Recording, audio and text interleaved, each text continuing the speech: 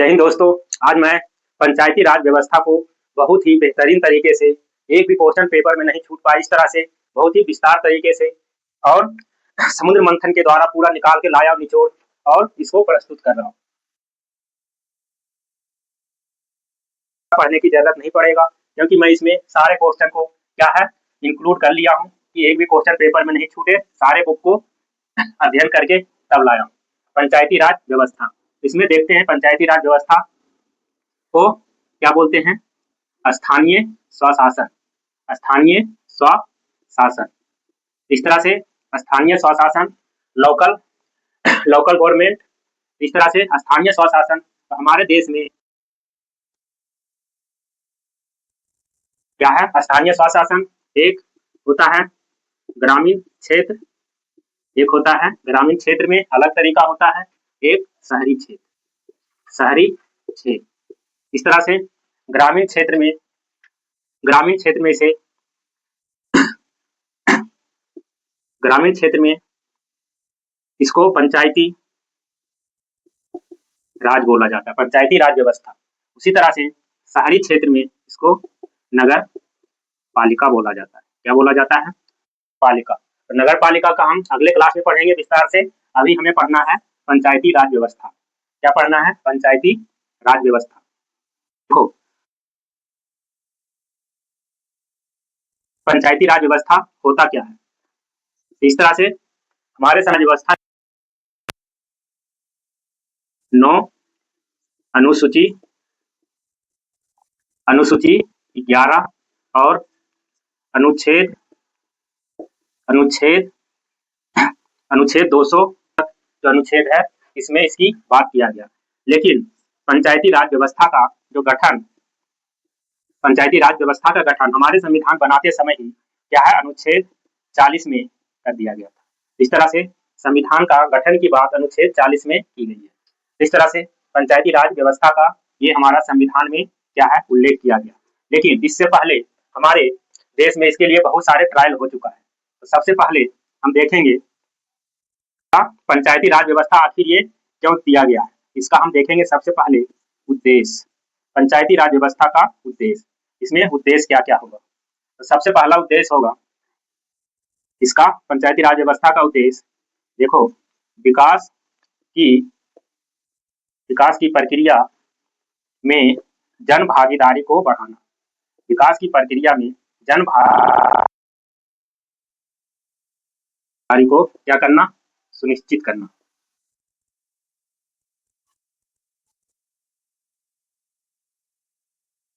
और लोकतांत्रिक विकेंद्रीकरण। और क्या है? लोकतांत्रिक उद्देश्य विकास की प्रक्रिया में जन भागीदारी को सुनिश्चित करना, लोकतांत्रिक बारे। देखो, सबसे पहले देखेंगे रिपन, लॉर्ड रिपन। तो लॉर्ड रिपन ने, ठीक है, इसे स्थानीय स्वशासन का जनक कहा जाता है। स्थानीय स्वशासन का जनक। इस तरह से लॉर्ड रिपन को स्थानीय स्वशासन का जनक कहा जाता है। और इन्होंने लॉर्ड रिपन ने 1882 ईस्वी में 1882 ईस्वी में जिला बोर्ड की स्थापना किया था। क्या 82 ईस्वी में जिला बोर्ड की स्थापना किया था। तो दो क्वेश्चन रिपन से, स्थानीय स्वशासन का जनक और 1882 ईस्वी में जिला बोर्ड की स्थापना किया था। स्थानीय स्वशासन का उद्देश्य विकास की प्रक्रिया में जन भागीदारी को सुनिश्चित करना और लोकतांत्रिक विकेंद्रीकरण को बढ़ावा देना। अब आगे हमारे एक महात्मा गांधी,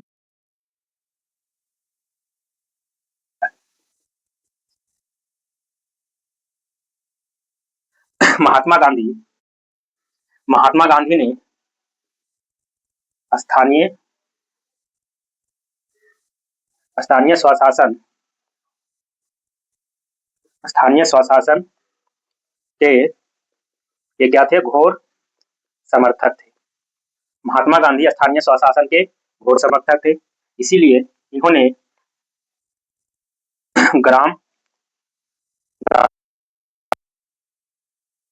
ग्राम स्वराज की बात की थी। इसकी बात की थी ग्राम स्वराज की। महात्मा गांधी स्थानीय स्वशासन के घोर समर्थक थे और ग्राम स्वराज की बात किन्होंने किया है? महात्मा गांधी। लॉर्ड रिपन स्थानीय स्वशासन का जनक, 1882 ईस्वी में जिला बोर्ड की स्थापना किया था। और स्थानीय स्वशासन का उद्देश्य क्या है? विकास की प्रक्रिया में जन भागीदारी को सुनिश्चित करना और लोकतांत्रिक विकेंद्रीकरण करना। इस तरह से ये स्थानीय स्वशासन आगे महात्मा गांधी के बाद ठीक है भीमराव अंबेडकर। तो ये एक जो थे भीमराव अंबेडकर,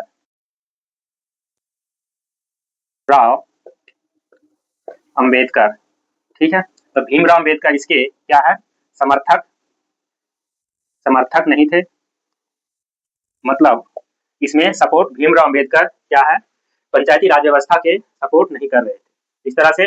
और इसी में तभी जो है संविधान निर्माताओं ने अनुच्छेद 40 इसमें जोड़ दिया था, आर्टिकल 40 कि क्या होना चाहिए? गठन होगा। इस तरह से अनुच्छेद 40 में संविधान बनाते समय ही अनुच्छेद 40 का कि संविधान में गठन मतलब इसका होना चाहिए, निर्माताओं ने कर दिया था। आगे और भी इम्पोर्टेंट देखते हैं। एक बहुत ही इम्पोर्टेंट महात्मा गांधी का कथन है, क्या है? महात्मा गांधी ने पंचायती राज व्यवस्था के बारे में क्या बोला है? देखिए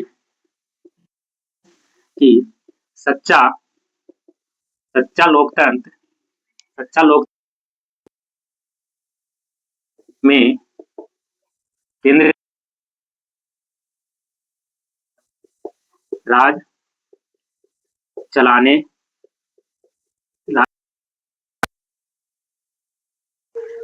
वाला नहीं होता है, अपितु या तो प्रत्येक गांव और व्यक्ति के सहयोग से चलता है। महात्मा गांधी ने क्या बोला? सच्चा लोकतंत्र केंद्र में बैठकर राज चलाने वाला नहीं होता है, अपितु या तो प्रत्येक व्यक्ति के सहयोग से चलता है। लोकतंत्र क्या होना चाहिए? प्रत्येक व्यक्ति के सहयोग से चले। तो ये महात्मा गांधी ने क्या है बोले थे, जो कि पेपर में डायरेक्ट पूछता है ये किसका कथन है। अब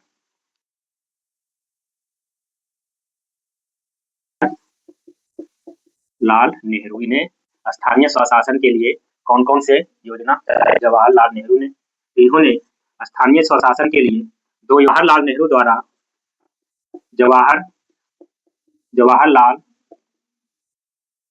द्वारा ग्रामीण विकास के लिए क्या क्या प्रोग्राम चलाया गया था?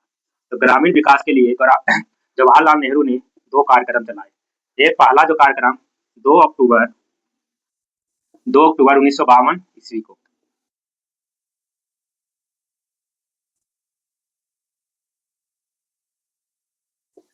सामुदायिक विकास कार्यक्रम 2 अक्टूबर 1952 ईस्वी को सामुदायिक विकास कार्यक्रम, और दूसरा 2 अक्टूबर को ही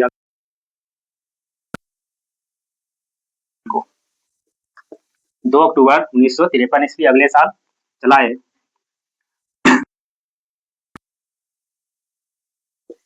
राष्ट्रीय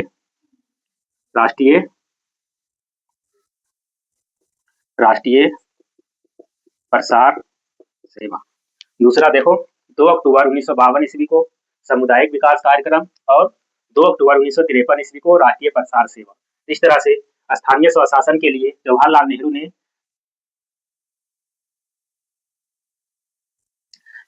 इसी को देखते हुए ये सफल नहीं हुआ। उसके बाद एक समिति बनाई गई। सबसे पहले कौन सी समिति? बलवंत राय मेहता समिति। कौन सी समिति बनाई गई? स्थानीय स्वशासन के डेवलपमेंट के लिए बलवंत राय मेहता समिति बनाई गई। इसका सबसे पहले देखते हैं, ये जो बलवंत राय मेहता समिति ये क्या रहा?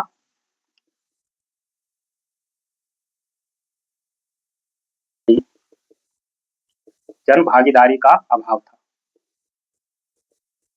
जो बलवंत राय मेहता समिति ये कब बनाया गया था? 1957 ईस्वी में। 53 के बाद 1957 ईस्वी में जो बलवंत राय मेहता समिति क्या रही? असफल रही। असफल होने का क्या कारण था? सब सही चीज बताए थे लेकिन असफल रहा क्योंकि जन भागीदारी का अभाव था। इसका उद्देश्य देखते हैं कि बलवंत राय मेहता समिति का उद्देश्य क्या था। उद्देश्य था सबसे पहला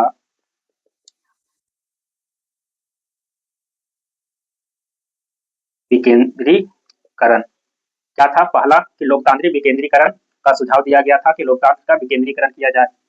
उसके बाद भारत इन्हें जो है भारत के क्या है, बलवंत राय मेहता को भारत के पंचायती राज व्यवस्था के वास्तुकार क्या कहा जाता है? देखो, भारत के पंचायती राज व्यवस्था के वास्तुकार बलवंत राय मेहता। ठीक है, इस तरह से। और इन्हें लोक और इन्हें क्या बोला जाता है? लोकतांत्रिक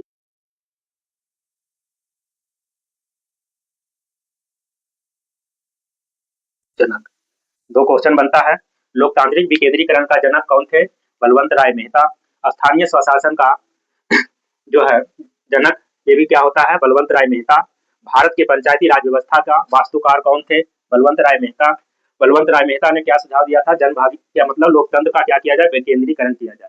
लेकिन फिर भी ये असफल क्यों रहा? क्योंकि इसमें जन भागीदारी का अभाव था। आगे इनमें देखते हैं इन्होंने और क्या आगे और बलवंत राय मेहता समिति ने क्या क्या सुझाव दिए। इनमें अगला है, इन्होंने क्या बोले? इन्होंने बोले त्रिस्तरीय पंचायत राज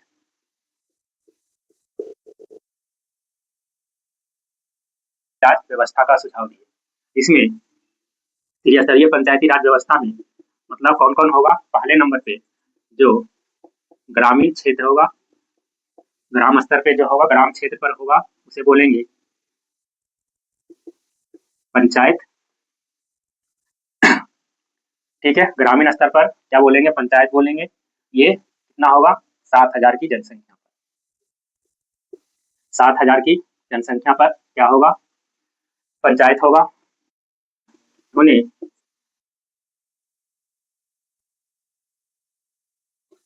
पंचायत समिति की बात करें जो क्या होगा, इसको बोलेंगे ब्लॉक स्तर पर क्या होगा? पंचायत समिति होगा। और ये 5,000 की जनसंख्या पर होगा। और ये हमारा 7,000 की जनसंख्या पर पंचायत समिति पर ग्रामीण क्षेत्र में पंचायत होगा और पंचायत समिति ब्लॉक स्तर पर 5,000 की जनसंख्या पर होगा। तीसरे नंबर पे उन्होंने बात करी, क्या बात करी? जिला पंचायत, ये क्या होगा? जिला स्तर पे होगा। क्या बात करिए? जिला स्तर पे होगा। और ये होगा हमारे 50,000 की जनसंख्या पर। तो इस तरह से त्रिस्तरीय पंचायती राज व्यवस्था का सुझाव बलवंत राय मेहता समिति ने दिया। पहले नंबर पे ग्रामीण क्षेत्र में पंचायती राज व्यवस्था, जनसंख्या कितना होना चाहिए? कम से कम 7,000। पंचायत समिति ब्लॉक स्तर पे होगा, जनसंख्या कम से कम 5,000। जिला परिषद जिला स्तर पे होगा, कम से कम जनसंख्या 50,000। इस तरह से इन्होंने ये सुझाव दिए। आगे इसने और क्या दिए सुझाव? देखो, भारत सरकार अन्य राज्यों को पंचायती राज व्यवस्था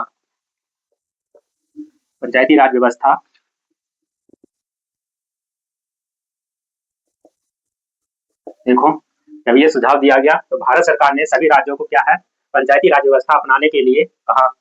ठीक है, लेकिन क्या है, संविधान में इसका कोई प्रावधान नहीं था। इसमें संविधान में प्रावधान देना चाहिए। इसी के तहत भारत में इसमें देखो 2 अक्टूबर 1959 ईस्वी को पहला जो है पंचायती राज अपनाने वाला है राजस्थान। ठीक है, पहली बार पंचायती राज अपनाने वाला राजस्थान के कौन सा? नागौर जिला। और गांव कौन सा है? कौन सा? बगरी गांव। इस तरह से यहाँ पर सबसे पहले क्वेश्चन आता है कि भारत में सबसे पहले पंचायती राज व्यवस्था 2 अक्टूबर 1959 ईस्वी को कहाँ अपनाया गया था? राजस्थान के नागौर जिला के बागदरी गांव में। इस तरह से हमारा पहला जो है पंचायती राज व्यवस्था अपनाया गया। लेकिन अगला 11 अक्टूबर 1959 ईस्वी को 11 अक्टूबर 1959 ईस्वी को कहाँ पर उस समय वर्तमान पीएम कौन? पंडित जवाहरलाल नेहरू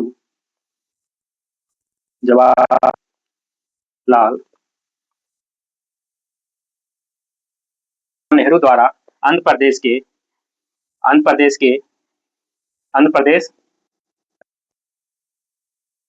11 अक्टूबर 1959 ईस्वी में पंडित जवाहरलाल नेहरू द्वारा आंध्र प्रदेश के, ठीक है, आंध्र प्रदेश राज्य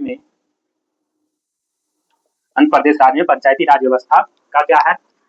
आरंभ किया गया। तो इस तरह से पहला हो जाएगा 2 अक्टूबर, कहाँ? राजस्थान। दूसरा 11 अक्टूबर 1959 है, डेट दोनों सेम है, बस 2 और 11। इस तरह से आंध्र प्रदेश दूसरे नंबर पे, आंध्र प्रदेश इस तरह से पहले नंबर पे राजस्थान। आगे देखते हैं इसमें, 1 मिनट देखो, त्रिस्तरीय पंचायती राज व्यवस्था ग्रामीण क्षेत्र के लिए पंचायत समिति 7,000 की जनसंख्या पर, पंचायत समिति ब्लॉक स्तर पर 5,000 की जनसंख्या पर, जिला परिषद जिला स्तर पर 50,000 की जनसंख्या पर। लेकिन भारत सरकार को जब ये व्यवस्था बलवंत राय मेहता ने दिया तो भारत सरकार ने राज्यों को क्या पंचायती राज व्यवस्था अपनाने के लिए कहा। उसी क्रम में सबसे पहला जो राज्य है 2 अक्टूबर 1959 ईस्वी को पंचायत अपनाने वाला राज्य कौन हो गया? राजस्थान के नागौर जिला बागदरी गांव। उसी तरह से दूसरे नंबर पे 11 अक्टूबर 1959 ईस्वी जवाहरलाल नेहरू आंध्र प्रदेश राज्य में पंचायती राज व्यवस्था का क्या किए? प्रावधान किए। आगे देखते हैं इससे भी ज्यादा इंपॉर्टेंट जो कि संविधान में इसमें कैसे मान्यता दिया गया, जो कि बहुत ज्यादा पेपर में पूछता है। और भी देखते हैं इसमें कौन कौन सा समिति बनाई गई और संविधान में इसको कैसे प्रावधान किया गया कि आगे इसके बाद समिति बनी, वो कौन बनी? अशोक मेहता समिति, पंचायती राज व्यवस्था के लिए अशोक मेहता समिति। इन्होंने क्या, मेहता समिति कब बनी? 1977 ईस्वी में। देखते इन्होंने बलवंत राय मेहता ने क्या बोला था? त्रिस्तरीय, और इन्होंने क्या बोली? द्विस्तरीय पंचायती राज व्यवस्था। इन्होंने क्या बोला कि भारत में क्या होना चाहिए? द्विस्तरीय पंचायती राज व्यवस्था। द्विस्तरीय पंचायती राज व्यवस्था कौन कौन सा? पहले नंबर पे इन्होंने बात की मंडल पंचायत की। इसकी बात की मंडल पंचायत की। ये मतलब मंडल पंचायत क्या होगा? ब्लॉक पे होगा। इस तरह से इन्होंने ब्लॉक स्तर पे मंडल पंचायत की बात की और जिला परिषद पंचायत की बात की, जिला पंचायत स्तर पे।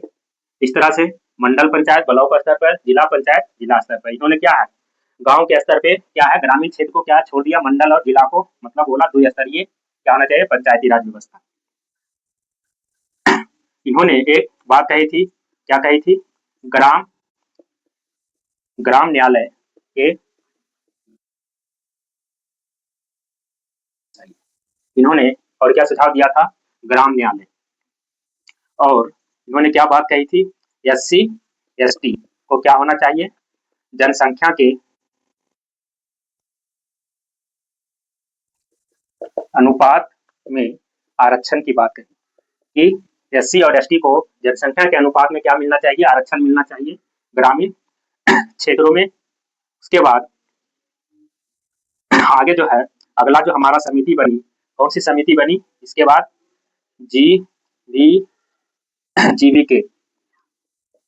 GVK राव समिति। इन्होंने GVK राव समिति, देखो ये 1977, ये 1985 ईस्वी। GVK राव समिति का गठन कब किया गया? 1985 ईस्वी में। और इनके है कौन सा? LM सिंघवी समिति। आगे हमारा है कौन सी समिति? LM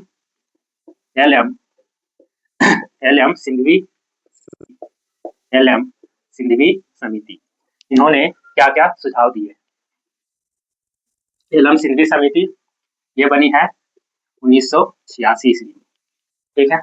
अब समिति ने क्या क्या सुझाव दिया? सबसे पहले इन्होंने बोले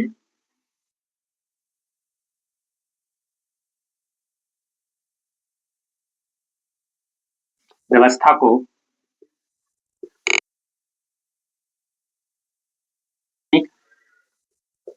दर्जा, मतलब पंचायती राज व्यवस्था को क्या मिलना चाहिए? संवैधानिक दर्जा मिलना चाहिए। उन्होंने पहला सुझाव क्या दिया? इन्होंने इन्होंने भी इन्होंने भी त्रि इन्होंने भी त्रिस्तरीय त्रिस्तरीय त्रिस्तरीय पंचायती राज व्यवस्था का सुझाव दिया। उन्होंने भी क्या बोला? त्रिस्तरीय पंचायती राज व्यवस्था का सुझाव मतलब होना चाहिए। और बोला ग्राम ग्राम ग्राम न्यायालय का गठन की बात कही। इन्होंने ग्राम न्यायालय के गठन की बात कही, त्रिस्तरीय पंचायती राज व्यवस्था की बात कही, पंचायती राज व्यवस्था को संवैधानिक दर्जा देने की बात कही। और इन्होंने एक इम्पोर्टेंट जो बात कही, क्या कही? राज्य चुनाव आयोग क्या होना चाहिए? राज्य चुनाव आयोग का गठन, मतलब इसके चुनाव कराने के लिए क्या होना चाहिए? एक अलग चुनाव आयोग, राज्य चुनाव आयोग। ठीक है, इन्होंने ये भी कहा। इस तरह से ये क्या है? एल.एम. सिंघवी समिति ने सबसे पहला संवैधानिक दर्जा देने की बात, राज्य त्रिस्तरीय पंचायती राज, ग्राम न्यायालय और राज्य चुनाव आयोग। इस तरह से आगे हमारा जो है अगला इम्पोर्टेंट है पी के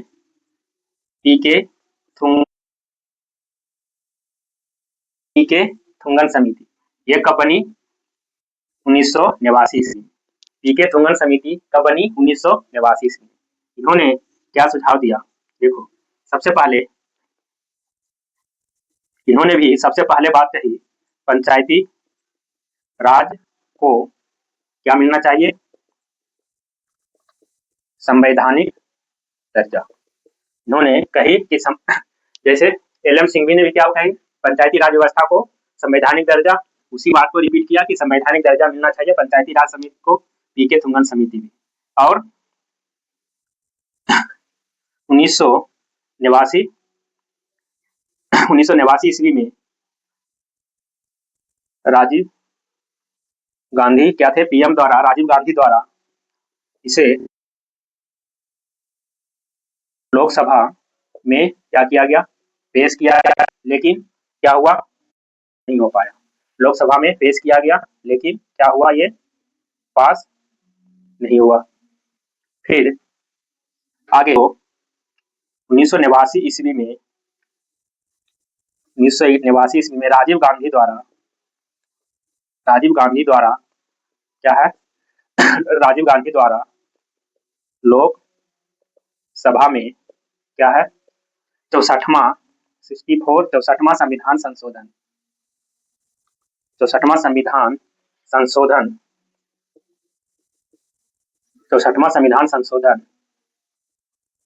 संशोधन विधेयक क्या है? लोकसभा में संशोधन विधेयक क्या किया गया? संसद में पेश किया गया, लेकिन ये क्या हुआ? पास नहीं हो पाया। जब संविधान संशोधन विधेयक संसद में पेश किया गया, लेकिन ये पास नहीं हुआ। आगे पी.वी. नरसिम्हा राव की सरकार आई और 74वां संविधान संशोधन के द्वारा इसे 73वां और 74वां संविधान संशोधन लाया गया। 73वां संविधान संशोधन पंचायती राज व्यवस्था और 74वां संविधान संशोधन नगर पालिका। इस तरह से 73वां और 74वां संविधान संशोधन देखते हैं विस्तार से कैसे इसमें परिवर्तन किया गया। आगे बहुत ही इंपॉर्टेंट देखते हैं 73वां संविधान संशोधन, पीएम कौन थे? पी.वी. नरसिम्हा राव। इस तरह से अब बहुत ही ज्यादा इंपॉर्टेंट जो कि पेपर में बहुत ज्यादा आता है, संविधान 73वां संविधान संशोधन अधिनियम क्या पेश किया गया? 73वां संविधान संशोधन अधिनियम। और इस समय कौन थे? देखो, पी से पीएम, पी से पी.वी. नरसिम्हा राव। पी.वी. नरसिम्हा राव। इस तरह से हमें याद रह जाएगा पीएम पी.वी. नरसिम्हा राव। तो इस तरह से 73वां संविधान संशोधन का पेश किया गया जब प्रधानमंत्री पी.वी. नरसिम्हा राव थे। अब इसमें देखो 22 सितंबर 1992 ईस्वी को क्या किया गया? लोकसभा में पेश किया गया। और ये क्या हो गया, पास। अगले दिन 22 के बाद 23 सितंबर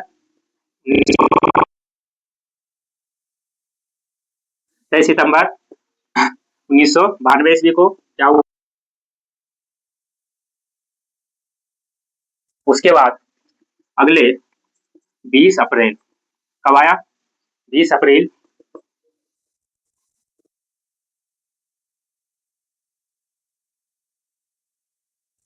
राष्ट्रपति का क्या हो गया, साइन हो गया, हस्ताक्षर हो गया, राष्ट्रपति का हस्ताक्षर हो गया। इस तरह से देखो 73वां संविधान संशोधन 22 सितंबर 1992 को लोकसभा में पेश किया गया और पास हो गया। 23 सितंबर 1992 को राज्यसभा में पेश किया गया और पास हो गया, और 20 अप्रैल 1993 ईस्वी को राष्ट्रपति का हस्ताक्षर हो गया। इस तरह से ये अगला 24 अप्रैल 1993 ईस्वी को 24 अप्रैल 1993 ईस्वी को क्या हो गया, ये पंचायती राज व्यवस्था पूरे देश में क्या हो गया, लागू हो गया। देखो 4 डेट बहुत ही इंपॉर्टेंट। 22 सितंबर लोकसभा में पास हो गया, पेश किया गया। 23 सितंबर को राज्यसभा में, 20 अप्रैल को राष्ट्रपति का साइन हुआ, और 24 अप्रैल को पूरे देश में लागू हो गया। इसीलिए 24 अप्रैल को हम पंचायती राज दिवस के रूप में दिवस 24 अप्रैल, ये भी याद रखना है। पंचायती राज दिवस कब मनाते हैं, 24 अप्रैल, क्योंकि इसी दिन पूरे देश में पंचायती राज व्यवस्था लागू हुई थी।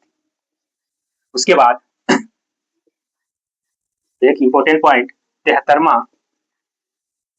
73वां संविधान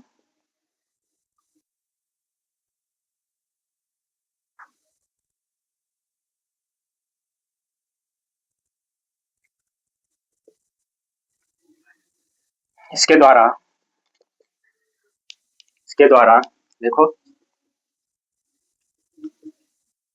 संविधान के भाग 9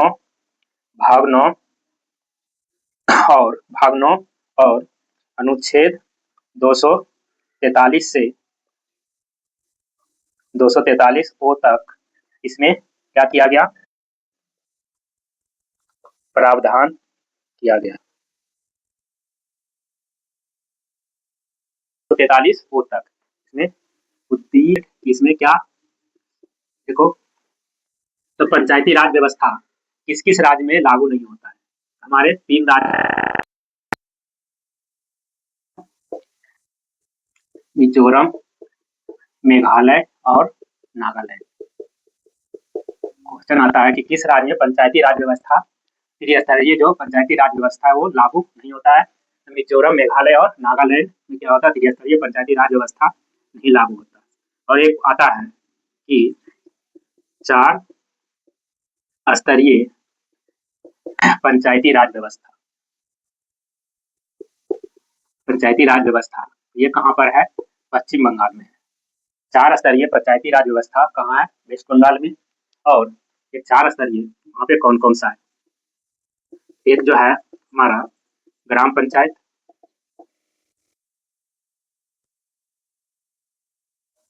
अंचल पंचायत, और तीसरा जो है आंचलिक परिषद, तीसरा है आंचलिक परिषद, और चौथा है जिला परिषद। चौथा क्या है, जिला परिषद। इस तरह एक अपवाद है क्या, पश्चिम बंगाल, वहां पर 4 स्तरीय पंचायती राज व्यवस्था का व्यवस्था किया गया है। और मिजोरम, मेघालय और नागालैंड में त्रिस्तरीय जो व्यवस्था किया गया पूरे देश में लागू किया है, ये 3 राज्य में लागू नहीं होता है। आगे इसमें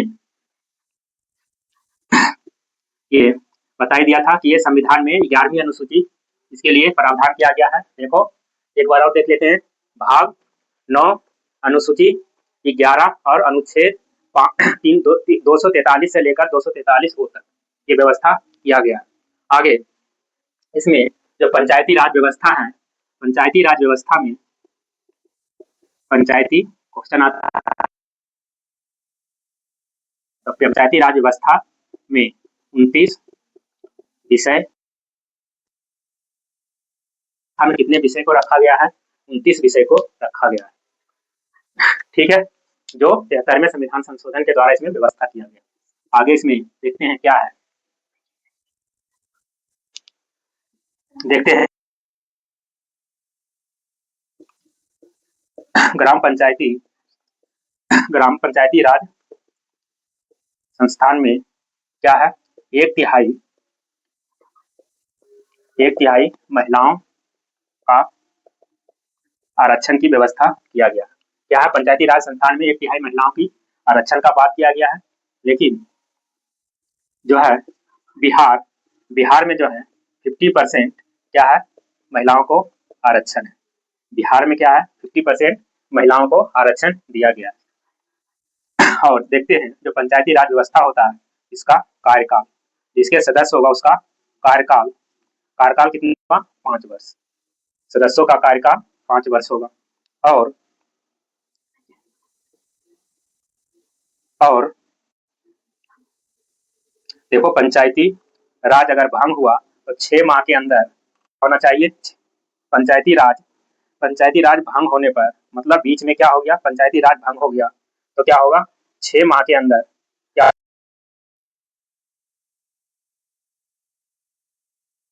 या कोई इस्तीफा दे दिया, तो उस स्थिति में 6 महीने के अंदर चुनाव की व्यवस्था किया गया है। क्या होना चाहिए, अगर पंचायत किसी भी तरह से भंग हुआ तो 6 महीना के पहले पहले क्या होना चाहिए, चुनाव जरूरी है। इसके बाद आगे न लिख लीजिए। देखो एक बार देख लेते हैं कि किस किस राज्य में पंचायती राज व्यवस्था नहीं है। मिजोरम, मेघालय और नागालैंड। ये पूछता है कि निम्न में से किस राज्य में पंचायती राज व्यवस्था, त्रिस्तरीय पंचायती राज व्यवस्था लागू नहीं होता है। 3 राज्य याद रखना है। एक है कि 4 स्तरीय पंचायती राज व्यवस्था किस राज्य में है, पश्चिम बंगाल में। कौन कौन सा है, ग्राम पंचायत, अंचल पंचायत, आंचलिक परिषद और जिला परिषद। इस तरह से पंचायती राज व्यवस्था में कितने विषय को रखा गया है, 29 विषय को रखा गया। ग्राम पंचायत में महिलाओं के लिए सभी राज्यों में क्या एक तिहाई महिलाओं का आरक्षण की व्यवस्था किया गया, लेकिन बिहार में जो है 50% महिलाओं को आरक्षण है। ठीक है, कार्यकाल इसका कितना होता है, 5 वर्ष होता है। पंचायती राज भंग होने पर 6 महीने के अंदर चुनाव कंपल्सरी कर दिया गया। आगे देखते हैं, इसमें देखते हैं और 73वां संविधान संशोधन में क्या क्या किया गया है। इसमें एससी और एसटी को जनसंख्या के अनुपात में क्या है, आरक्षण का प्रावधान किया गया।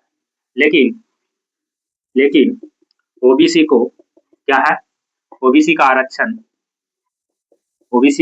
क्या है, राज्य के विधान मंडल पर छोड़ दिया गया। मतलब राज्य विधानमंडल जो निर्णय लेगा उस अनुसार ओबीसी को आरक्षण दिया जाएगा, लेकिन एससी एसटी को जनसंख्या के अनुपात में आरक्षण कंपल्सरी कर दिया गया। इस तरह से आगे इसमें देख सभा क्या होगा, गांव में क्या होगा, हर गांव में ग्राम सभा का गठन किया जाएगा। अब ग्राम सभा कहते किसको है, मतलब ग्राम सभा होता क्या है, तो ग्राम सभा क्या होता है, गांव में रहने वाले ऐसे लोग जो को है जो चुनाव में भाग लेते हैं, या मतदाता सूची में उसका नाम है, उसे क्या है, वो ग्राम सभा का क्या होगा, सदस्य होगा। हमारे देश में मतदाता सूची में नाम दर्ज कराने का न्यूनतम आयु 18 साल है। तो कहने का मतलब 18 साल से अधिक जितने भी गांव में रह रहा है सब क्या होगा, ग्राम सभा का सदस्य होगा। ठीक है, इस तरह से आगे जो है पंचायती राज की संरचना क्या देखेंगे, पंचायती राज की संरचना क्या है, देखो पंचायती राज की संरचना, देखो पंचायती राज की संरचना देखते हैं। सबसे पहले क्या होगा, ग्राम सभा, उसके बाद 200 या इससे अधिक जनसंख्या कंपलसरी है। ग्राम सभा के लिए कम से कम जनसंख्या 200 होना चाहिए। ठीक है, और इसमें देखो ग्राम पंचायत में क्या है, दो तरह का व्यवस्था की है। एक पालिका, तो कार्यपालिका के अंतर्गत दो सदस्य और मुखिया। क्या होता है, वार्ड सदस्य और दूसरा मुखिया।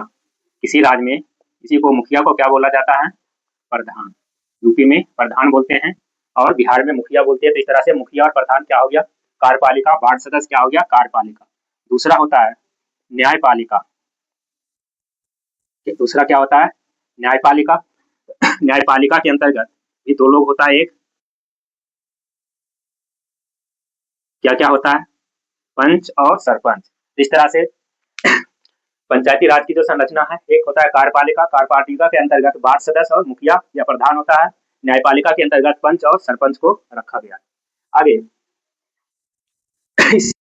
कुछ सरकारी अधिकारी भी होता है। इसमें देखते हैं कि सरकारी अधिकारी कौन कौन होता है। तो सरकारी अधिकारी भी दो होता है। एक को बोलते हैं ग्राम सेवक। क्या बोलते हैं, ग्राम सेवक। एक को बोलते हैं बीडीओ, ब्लॉक डेवलपमेंट ऑफिसर। ठीक, क्या है, एक ग्राम सीओ। इस तरह से बीडीओ, सीओ और ग्राम सेवक, ये क्या होता है, ये सब सरकारी अधिकारी होते हैं। और आगे देखते हैं इसमें पंचायती राज की। अब इसके बाद बहुत ही इंपॉर्टेंट, जो कि सारे को याद कराऊंगा, अनुच्छेद 243 से 243 ओ तक। सारे अनुच्छेद बहुत ही मुश्किल होता है, याद नहीं होता, लेकिन बहुत ही आसान तरीके से, क्योंकि हर पेपर में ये अनुच्छेद बहुत ज्यादा आजकल पूछ रहा है, इसलिए इसको याद करना बहुत ही कंपलसरी है। इस तरह से यहाँ तक लिखने के बाद आगे देखते हैं सारे इसके अनुच्छेद।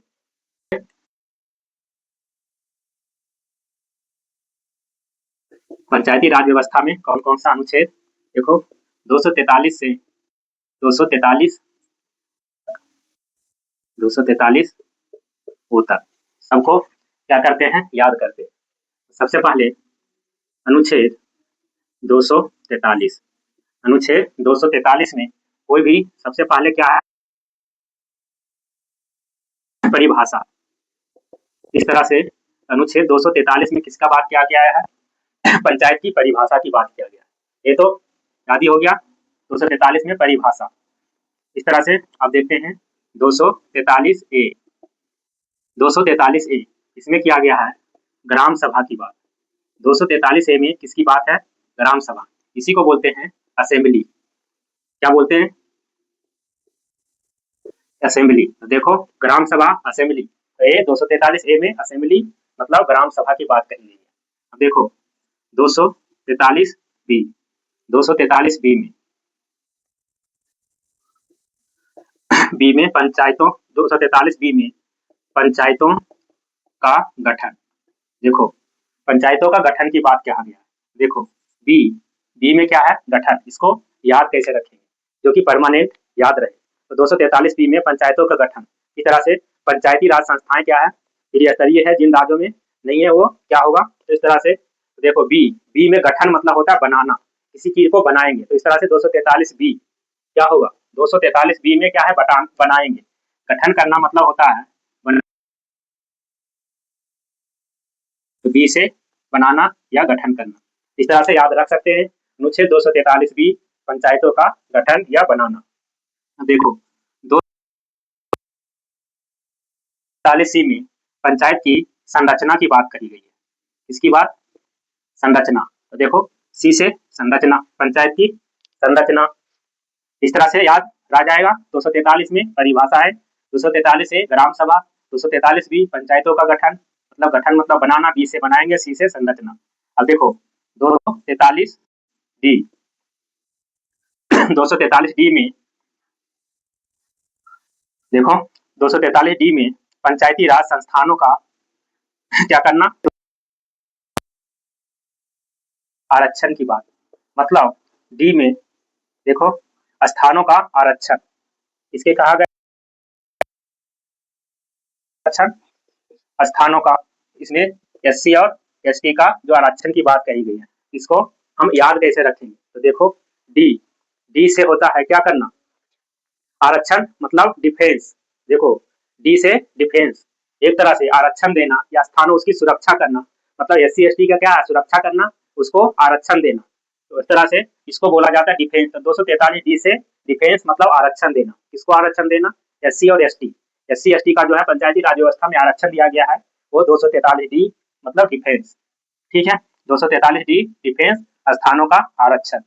243D के बाद 243E, इसमें 243E में क्या है? कार्यकाल जो है पंचायती राज व्यवस्था का कार्यकाल वो कितना होगा? 5 वर्ष। देखो 5 वर्ष को हम क्या है? ईयर लिखते हैं। देखो ईयर, तो इस तरह से हम याद रख सकते हैं। ये बाई साइलेंट हम कुछ भी बोलते हैं, लिखते हैं ईयर, YEAR, लेकिन बोलते क्या है? ईयर। तो ई से ईयर मतलब 5 साल कार्यकाल। क्या बोलते हैं इसको? ईयर, ईयर ही बोलते हैं। ठीक है, वाई साइलेंट होता है। तो इस तरह से हम ध्यान रख सकते हैं कि कार्यकाल 243E ईयर मतलब कितने सालों का इसका कार्यकाल होगा? 5 सालों का। ठीक है, इस तरह से 243E में ईयर कार्यकाल 5 साल। अब 243E के बाद F, 243F, 243F में क्या बात कहा गया है? सदस्यों की योग्यता बनने के लिए, पंचायत सदस्य बनने के लिए किसकी बात कही गई? योग्यता। मतलब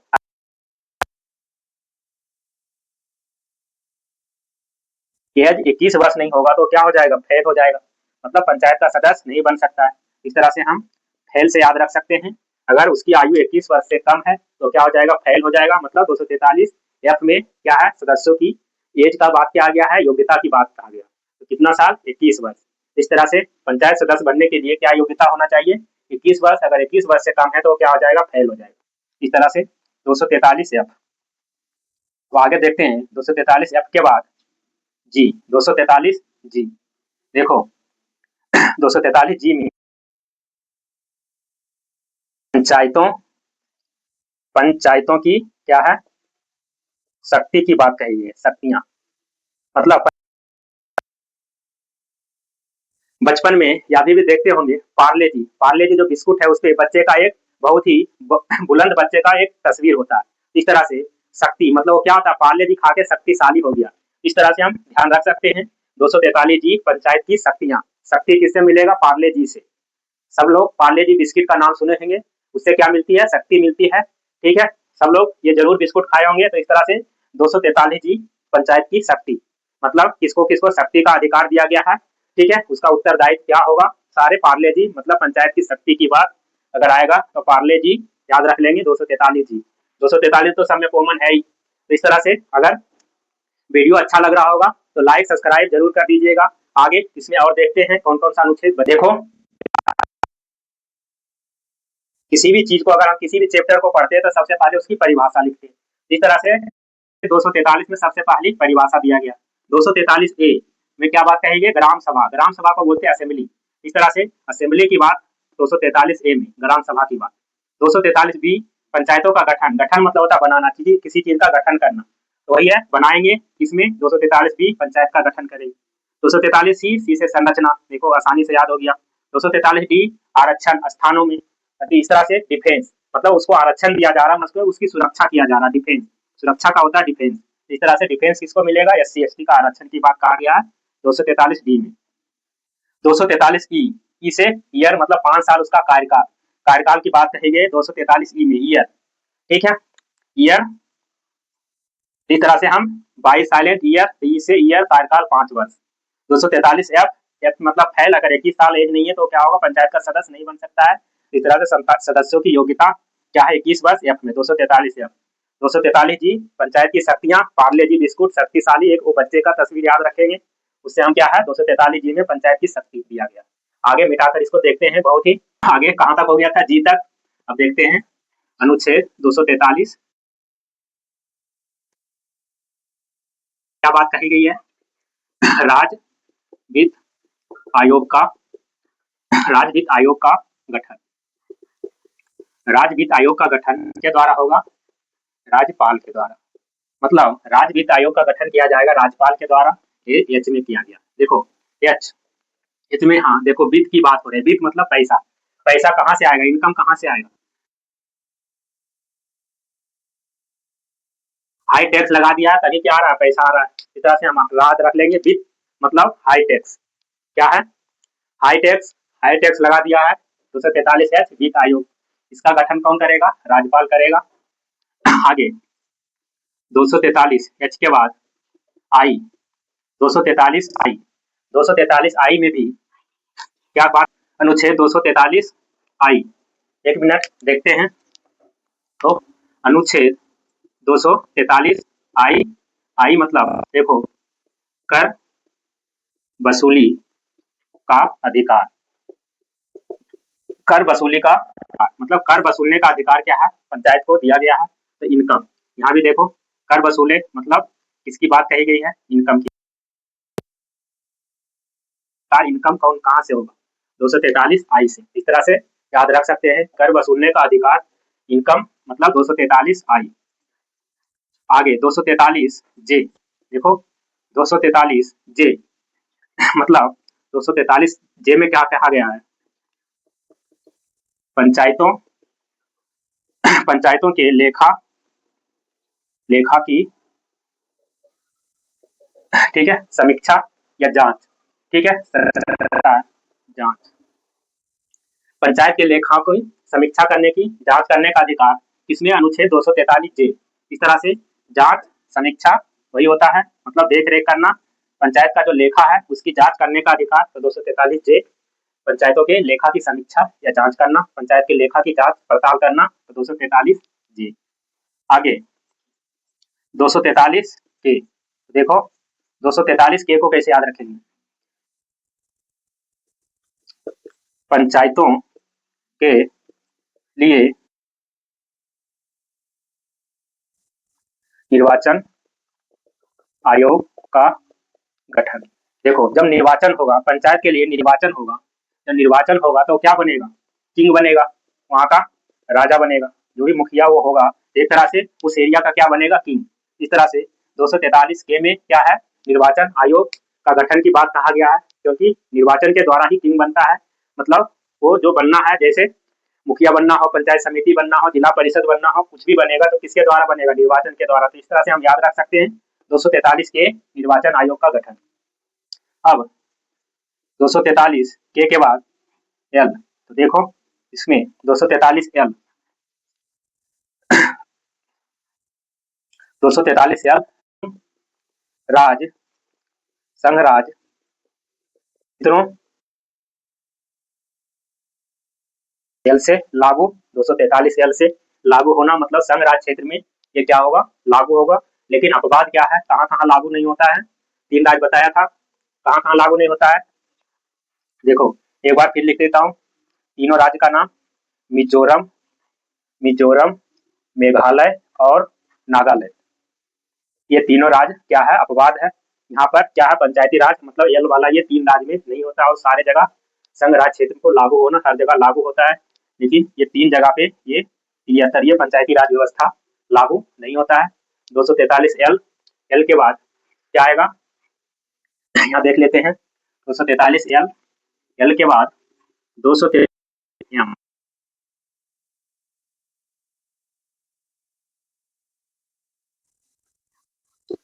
कुछ क्षेत्रों में लागू ना होना, तो वही है लागू ना होना, यही है मना करना। देखो तो यही जो है, देखो मेघालय, मिजोरम और नागालैंड ये क्या कर देता है, मना कर देता है।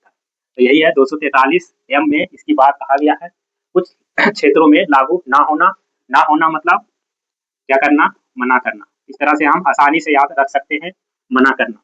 अगर सारे अनुच्छेद याद हो गया तो एक बार वीडियो को लाइक सब्सक्राइब जरूर कर दीजिए, जिससे आगे और भी इससे भी इंटरेस्टिंग वीडियो बना पाऊँ। देखिए आगे 243M, 243M के बाद 200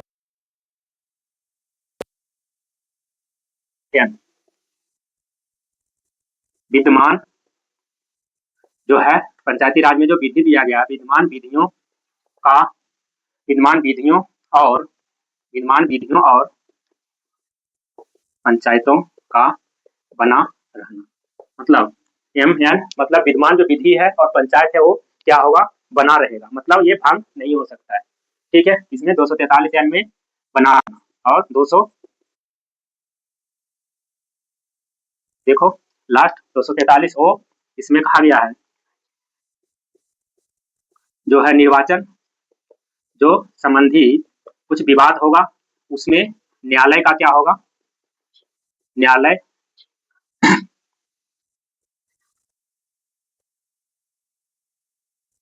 हस्तक्षेप नहीं होगा। मतलब 243 ओ में न्यायालय का अगर इसमें निर्वाचन संबंधी कोई विवाद हुआ उसमें न्यायालय क्या हस्तक्षेप नहीं कर सकता है, न्यायालय उसमें कुछ नहीं कर सकता। तो ये है 243 ओ में मतलब ऑब्जेक्शन क्या है, न्यायालय इस पे ऑब्जेक्शन नहीं उठा सकता है। तो 243 ओ में क्या है, इस पे न्यायालय ऑब्जेक्शन नहीं उठा सकता है। आगे इसके बाद हम नगर पालिका को बहुत ही बेहतरीन तरीके से और भी याद करेंगे आगे अगले क्लास में। धन्यवाद। 43 ओ तक।